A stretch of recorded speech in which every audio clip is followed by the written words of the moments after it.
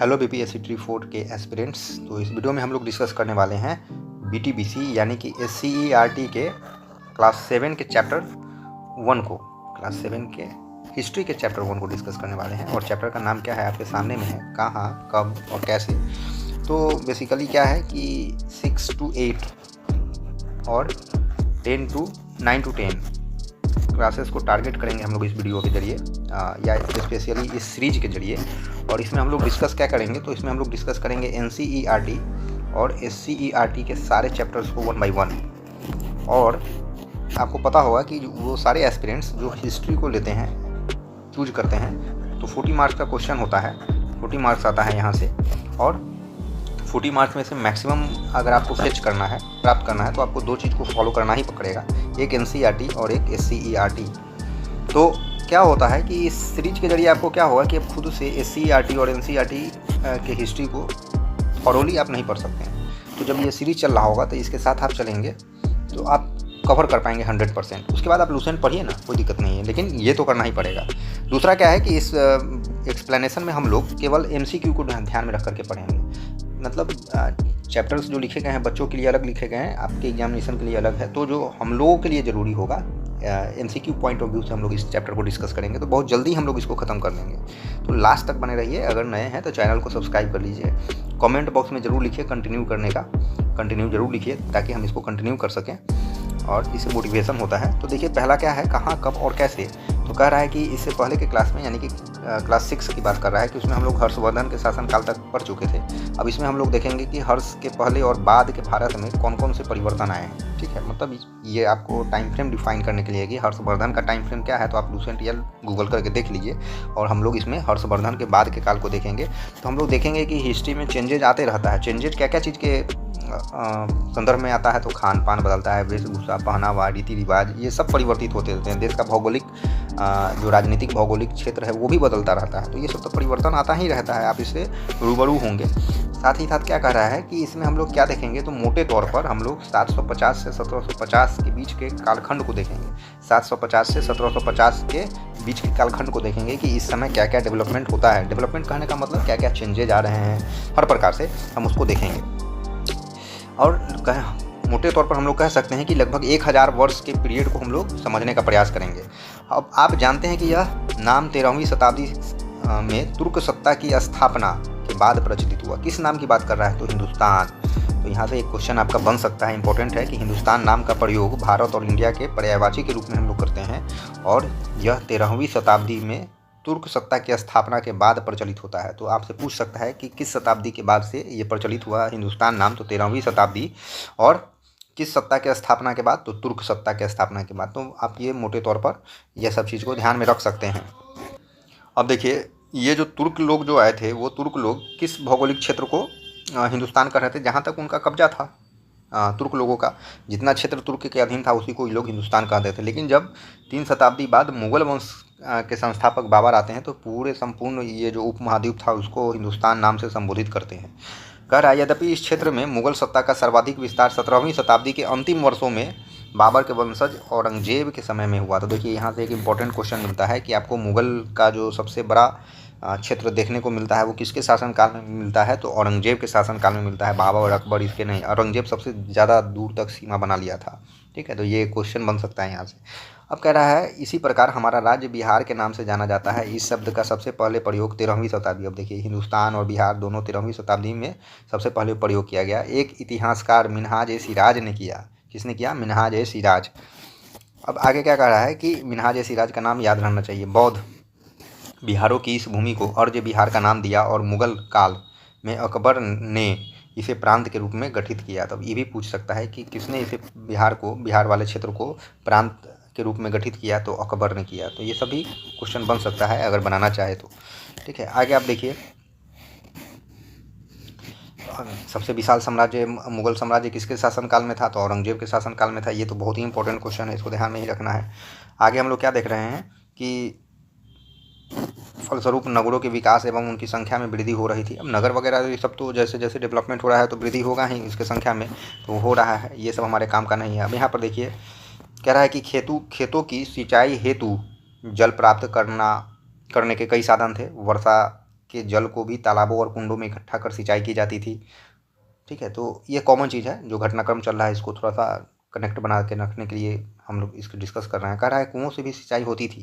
कुओं से पानी को बाहर निकालने के लिए कई तकनीकी यंत्र प्रचलित थे। अब इसका नाम यहाँ पर याद रहना चाहिए। पानी को बाहर निकालने के लिए अर्घट या घटी यंत्र का इस्तेमाल प्राचीन समय में होता था। तो अर्घट याद रहना चाहिए। देखिए क्वेश्चन यहाँ से बन सकता है, अर्घट या घटी यंत्र का इस्तेमाल प्राचीन समय से होता था। ठीक है ना। तो हम लोग बेसिकली, अब आप सोचिएगा कि किसके शासनकाल में, तो हम लोग बेसिकली 750 से 1750 के बीच के पीरियड को पढ़ रहे थे। ये सारा चीज़ उसी के बीच में हो रहा है।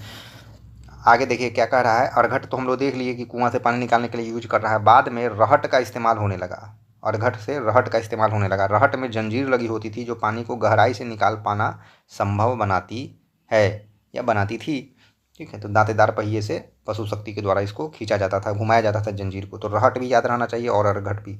यहाँ से क्वेश्चन बन सकता है, पूछता है, क्योंकि आपसे ज़्यादा अच्छा एक्सपेक्टेशन होता है जो भी परीक्षा ले रहा है।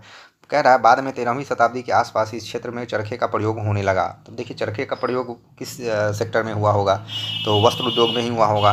तो कह रहा है वस्त्र उद्योग में केवल कताई के लिए केवल हाथ से चलने वाले पहिए ये सब का उपयोग होता था पहले। लेकिन 13वीं शताब्दी बड़ा इंपॉर्टेंट है। हिंदुस्तान, बिहार और ये 13वीं शताब्दी के आसपास इस क्षेत्र में चरखे का प्रयोग होने लगा। दुनिया की कमान धुनकी भी संभवतः इसी समय भारत में आई।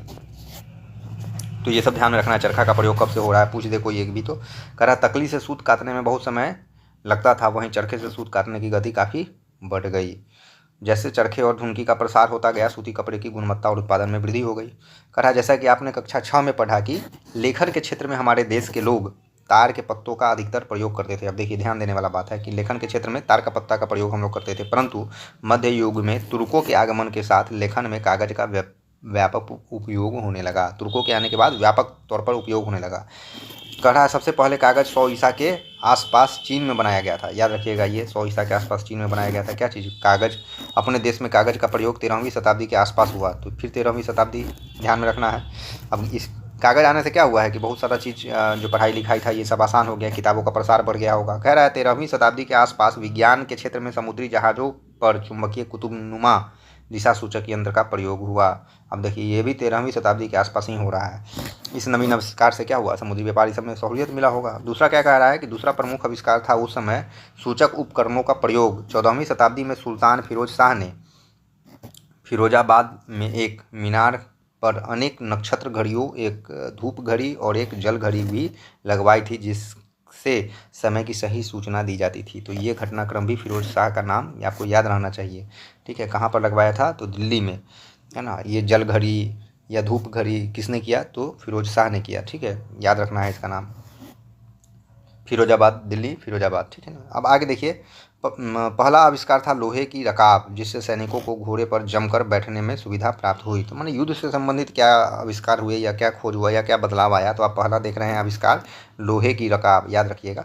ठीक है, लोहे की रकाब हुआ जिससे सैनिकों को घोड़े पर बैठने में आसानी हुआ। दूसरा क्या हुआ, लोहे का नाल जो घोड़े के खुर में लगाई जाती थी, इससे घोड़ा का जो गति था ये सब बढ़ गया। कह रहा है भारत में इन दोनों आविष्कारों का प्रचलन 9वीं शताब्दी के बाद से हुआ, जिसके फलस्वरूप क्या हुआ, युद्ध नीति में परिवर्तन आ गया। परंतु इसका व्यापक उपयोग या प्रयोग तुर्कों के आगमन के बाद ही संभव हुआ। मतलब तुर्कों के आने के बाद बहुत सारा नया चीज़ यूज में आने लगा। तो यहाँ तक ध्यान में रखिएगा। पानी घड़ी वाला याद रखिएगा, जल घड़ी। कह रहा है अरब लोगों ने 8वीं शताब्दी में सिंध पर अपना शासन भी स्थापित कर लिया। 8वीं शताब्दी में, याद रखना है। ठीक है, इन्हीं अरबों के साथ भारत में एक नए धर्म इस्लाम का आगमन होता है। तो 8वीं शताब्दी, याद रखना है, 8वीं शताब्दी में इस्लाम धर्म का आगमन हुआ। इस्लाम धर्म में लोग यह मानते हैं कि ईश्वर एक ही है। हज़रत मोहम्मद अल्लाह का पैगाम यानी संदेश लाने वाला पैगंबर हैं। माने ये पैगंबर है मोहम्मद, ये जो हज़रत मोहम्मद हैं अल्लाह के पैगंबर, भगवान नहीं। आगे देखिए, यहाँ पर कह रहा है कि इसके साथ साथ अरबी लोग जब भारत में आए तो पहनावा, पकवान ये सब परिवर्तित हुआ। जैसे नया नया इंट्रोड्यूस हो गया क्या चीज़, डिशेस, पुलाव, बिरयानी, कोरमा, है ना, ये सब हो गया। फिर अरबों का प्रभाव भारत के सीमावर्ती एवं तटीय क्षेत्रों तक ही सीमित रहा था।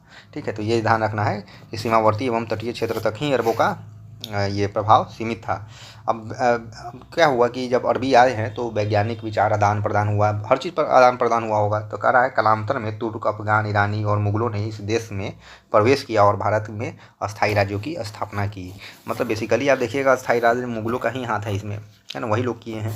उससे पहले उतना कुशल शासक नहीं थे वो लोग। प्रसिद्ध विद्वान सैयद सुलेमान नदवी ने भारत में बस गए अरब के एक कवि अबू जियल सिंधी के एक अरबी गीत का उदाहरण दिया है, जिसमें वह भारत के दिल की खोल कर प्रशंसा करता है। ठीक है, तो ठीक है, नाम याद रखिएगा, अबू जियल सिंधी। ठीक है, अरबी गीत लिखे थे कोई, है ना, और सैयद सुलेमान। आगे देखिए क्या देखते हैं हम लोग इसमें।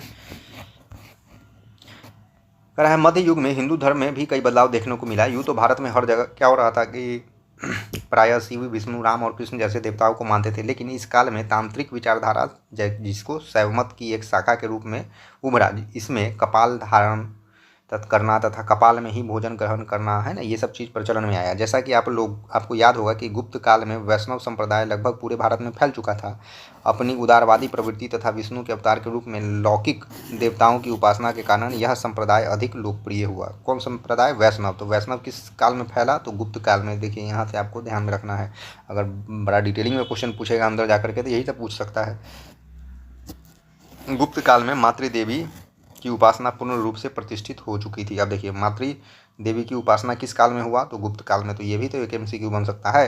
अब इसमें पार्वती जी, लक्ष्मी जी, ये सब का पूजा शुरू हो गया। कह रहा है 7वीं शताब्दी से इस उपासना में तंत्र मंत्र का विकास बड़े पैमाने पर हुआ। तंत्र मंत्र क्या है ये आप समझ ही रहे हैं। इसके अतिरिक्त इस काल में समाज में ब्राह्मणों की प्रतिष्ठा में वृद्धि हुई। कह रहा है दक्षिण भारत के चोल शासक अपने भव्य मंदिरों के निर्माण के लिए जाने जाते थे। अब इसमें ब्राह्मण भी आते हुए होंगे, उनको बसाया जाता होगा मंदिर के रख रखाव के लिए, ये सब चीज़ के लिए। अब देखिए कह रहा है कि इस युग में एक महत्वपूर्ण परिवर्तन भक्ति की अवधारणा के रूप में हुई। भारत में इस विचारधारा भक्ति मूवमेंट हम लोग पढ़ते हैं ना, तो इस विचारधारा के कई संत हुए जिनका नाम हम लोग जानते हैं। कबीर, रैदास, नानक, रामानंद आदि ये सब प्रसिद्ध संत कवि थे, जिनका दोहा हम लोग आजकल देखते हैं। अब देखिए यहाँ पर बिहार के संदर्भ में कहा है कि बिहार के प्रसिद्ध हिंदी भक्त कवियों में दरिया साहब, याद रखिएगा दरिया साहब का नाम उल्लेखनीय है। इनका जन्म शाहाबाद जिले के एक मुस्लिम परिवार में हुआ। पटना जिले के मनेर में के प्रसिद्ध हजरत सरफुद्दीन अहमद प्रमुख सूफी संत थे। तो बिहार से आने वाले इन दोनों का नाम आपको याद रखना है, ठीक है ना। सरफुद्दीन अहमद इम्पोर्टेंट आपको सूफी संत थे। दरिया साहब का भी नाम उल्लेखनीय है, आपको याद रखना है, इन दोनों का नाम बिहार से संबंधित है। करा इसी काल में राजपूतों ने भारतीय इतिहास में एक नई शक्ति के रूप में पदार्पण किया, है ना। तो इसी काल में आपको राजपूत का भी उभरता हुआ दिखेगा। राजपूत शब्द के अंतर्गत केवल राजा और सामंत ही नहीं बल्कि सेनापति और सैनिक भी आते थे। अब कह रहा है राजाओं के दरबार में मुख्यतः लिखने पढ़ने का कार्य करने वाले कैस्ट जाति भी इसी काल में प्रकाश में आई। मैंने रहा होगा पहले से, लेकिन अभी एक खास नाम के साथ, है ना, एक खास पहचान के साथ जो है ना ये हाईलाइट हो गया इस समय, ये राजपूत वर्ग, कैस्ट वर्ग, ठीक है। तो यहाँ से आप देख सकते हैं।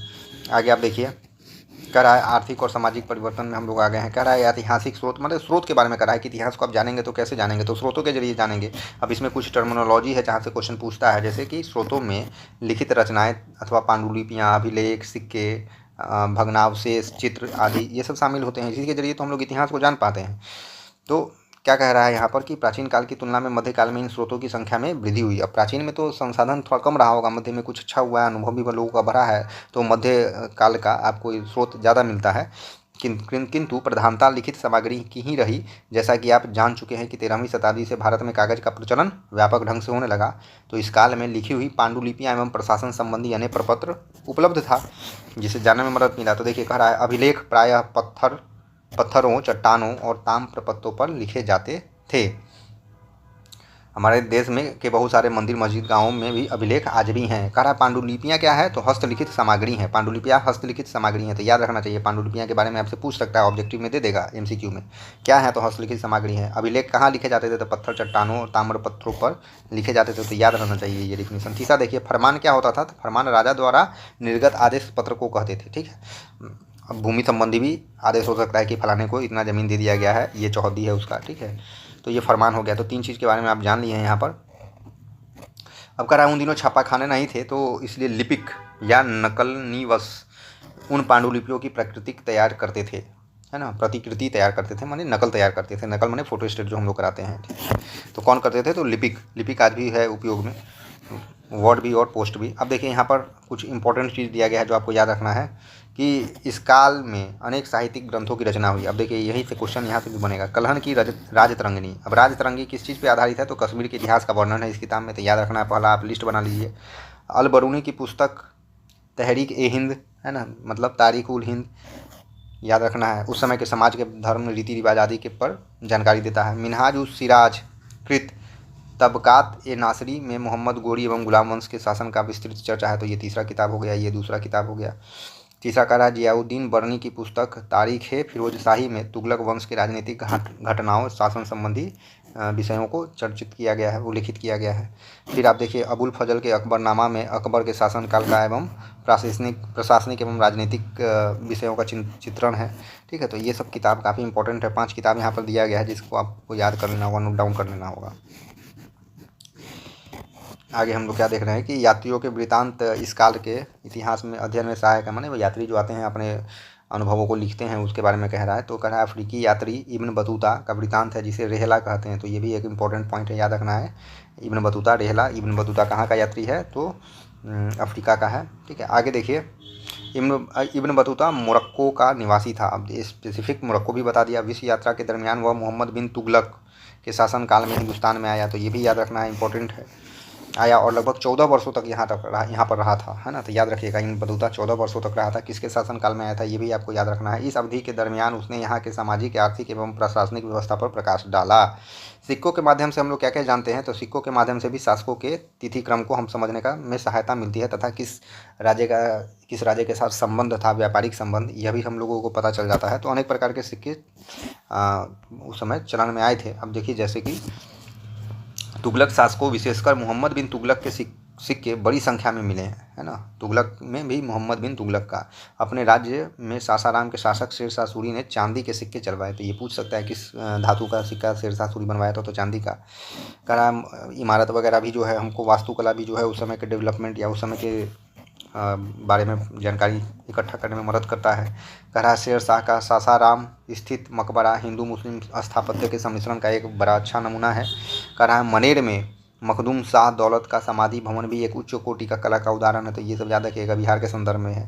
कह रहा है मध्यकाल में बिहार में निर्मित मंदिरों में पटना से 18 मील की दूरी पर स्थित वैकटपुर का शिव मंदिर, याद रखिएगा, वैकटपुर का शिव मंदिर मानसिंह के द्वारा आर्थिक सहायता दे करके बनवाया गया। रोहतासगढ़ में निर्मित हरिश्चंद्र मंदिर का निर्माण भी मानसिंह के आर्थिक सहयोग से ही हुआ है। ये 2-3 चीज़ आप याद रखिएगा। आगे हम लोग क्या देख रहे हैं कि सन 1328 ईस्वी में दिल्ली के सुल्तान मोहम्मद तुगलक ने एक आदेश जारी किया और दिल्ली का राजधानी को जो ट्रांसफ़र करने का काम करता है, दौलताबाद जाकर बसा देता है। उस समय 2 इतिहासकार जियाउद्दीन बर्नी और एसामी ने सुल्तान के एसामी, याद रखिएगा, ठीक है, ये 2 राइटर्स जो थे उस समय के, ये दोनों इस घटनाक्रम को लिखते हैं, अपने अपने अंदाज में लिखते हैं, ठीक है। तो उसी का विस्तृत वर्णन है यहाँ पर।